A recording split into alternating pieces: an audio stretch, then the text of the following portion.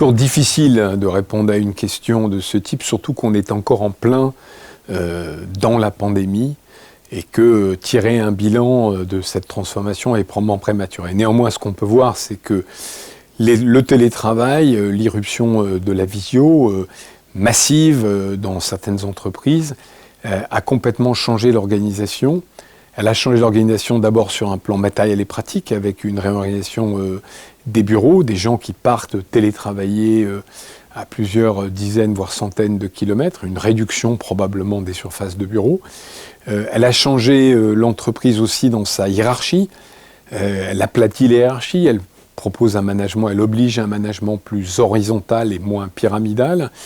Elle va changer aussi certainement le besoin de cohésion. Plus on télétravaille, plus on est en visio, moins on se connaît. Donc ça oblige à des nouveaux rituels, à des nouvelles formes de réunion de cohésion. C'est particulièrement vrai pour les nouveaux embauchés.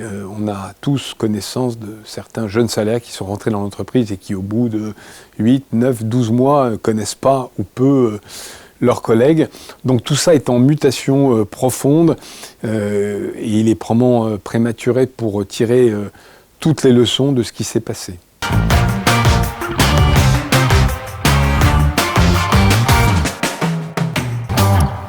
Alors c'est sûr que la dépendance au numérique en général s'est accrue. La dépendance à certains acteurs du numérique, certains acteurs dominants nord-américains s'est accrue. Ça pose des problèmes de souveraineté, ça pose des problèmes d'autonomie évidentes. Et c'est pour ça qu'au MEDEF, nous, le sujet de la souveraineté numérique ou de l'autonomie numérique n'est pas un sujet tabou. Ça pose aussi des problèmes de sécurité absolument majeurs. On a vu se multiplier les attaques, les cyberattaques depuis quelques mois.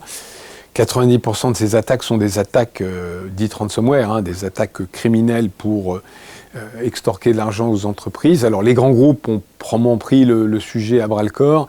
Pas toujours le cas des PME. C'est pour ça qu'on a lancé un dispositif qui s'appelle Alerte Cyber, calqué un peu sur Alerte Météo. On a aujourd'hui presque une centaine de milliers de gens qui sont connectés. Ce sont des dirigeants d'entreprise ou des cadres qui reçoivent sur leur téléphone une alerte en cas de menace généralisée, évidemment, quand c'est une menace particulière. Donc tout ça est encore là aussi à bien prendre en compte. On a besoin d'acteurs sécurisés, d'acteurs autonomes et d'acteurs indépendants dans le numérique pour l'Europe et pour la France.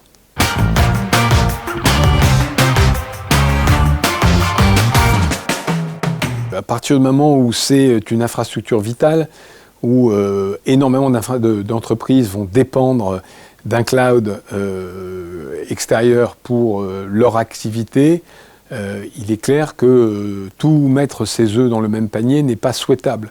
Alors, il ne s'agit pas d'ériger du protectionnisme, des barrières un peu artificielles, il s'agit d'offrir le choix aux clients, en l'occurrence aux entreprises, aux clients B2B. Le cas du cloud est assez exemplaire de ce point de vue-là. D'abord, on parle de cloud de confiance. Ça montre bien qu'il y a un sujet. À partir du moment où on a besoin d'utiliser le mot confiance derrière, c'est qu'il n'y a pas forcément une confiance naturelle. Il ne s'agit pas d'interdire les acteurs américains, ça serait stupide. Il s'agit de développer, de proposer, de permettre l'émergence de solutions françaises et européennes pour que chaque acteur ait le choix entre le cloud Microsoft ou le cloud Amazon d'un côté et le cloud OVH ou un autre cloud européen de l'autre. Et de ce point de vue-là, l'achat public a un rôle important à jouer. Il ne faut pas se tromper, les Américains évidemment ont un marché intérieur qui est très puissant et qui les aide à développer des entreprises. Ils ont une chaîne de financement très puissante, mais ils ont aussi, on l'oublie trop souvent, le rôle de la commande publique qui permet souvent au départ de développer certaines entreprises.